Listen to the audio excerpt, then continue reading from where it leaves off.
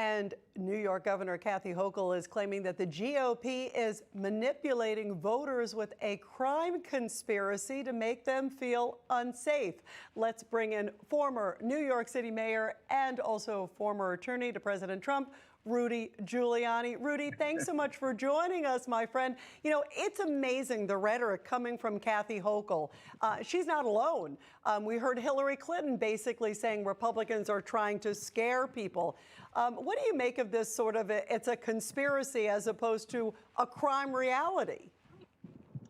Well, I mean, this is like their Russian hoax or their improper Ukrainian conversation, which turned out to be perfectly justified by the hard drive, or January 6th, or when they're in trouble, they lie.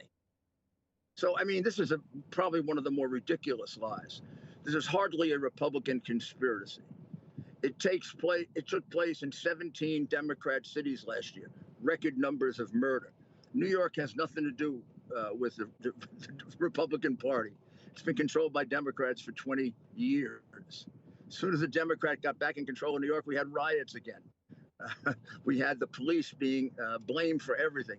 We had the police turning their back on the police commissioner because they thought his irresponsible actions got a police officer killed, and they weren't so far wrong. This has been a disaster since this city went back after myself and Bloomberg. Now, contrast that with the fact that under the two of us, I took New York City from the most dangerous city in America to the safest large city in the United States, and Bloomberg kept it that way. So we had 20 good years.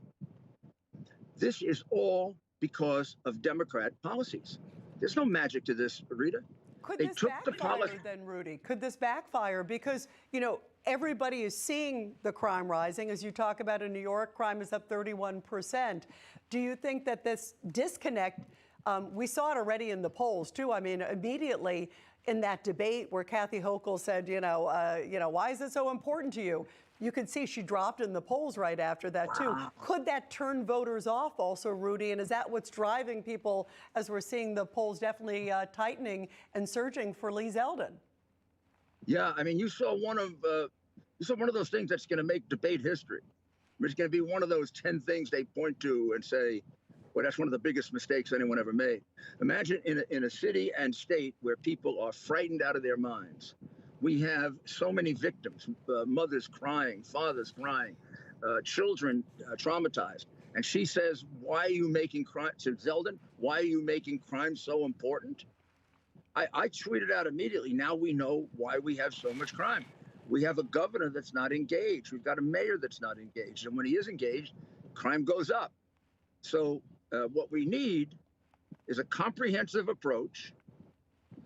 We basically have to cancel all their policies that created it.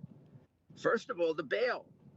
There are 8,000 people walking around these streets, and I'm pointing at Times Square, that were not walking around these streets when I was the mayor and Bloomberg was the mayor. They're the career criminals who are creating the new random crimes. That's kind of a new phenomenon. They're the ones that are doing the smash and grabs in the stores where they don't care who's there. They just come in with overwhelming forces and wipe some poor man out or poor woman out. And the police department is always 3 months late. And by the time they're there, it's an established crime. The trick to reducing crime, which I did, please may I say modestly, better than anyone in history. The trick to reducing crime is to stay ahead of them. It's hard work. It's 24-hour-a-day work. It's the mayor engaged constantly with Comstat, going through statistics. Mm-hmm. Okay, we have a new crime, random crime. What's our strategy? How are we going to do it? Is this street patrol? Is it infiltration? Do we bring out the horses so we get a higher view?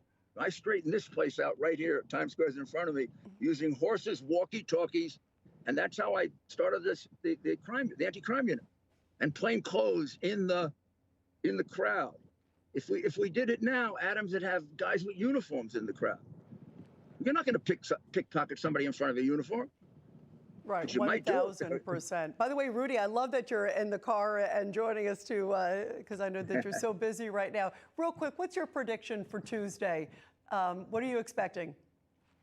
I'm expecting a major Republican victory, sending them a message You're riding this train right into the communist station of George Soros and one world government, and part of that is destroying our cities, destroying our religions, destroying our children.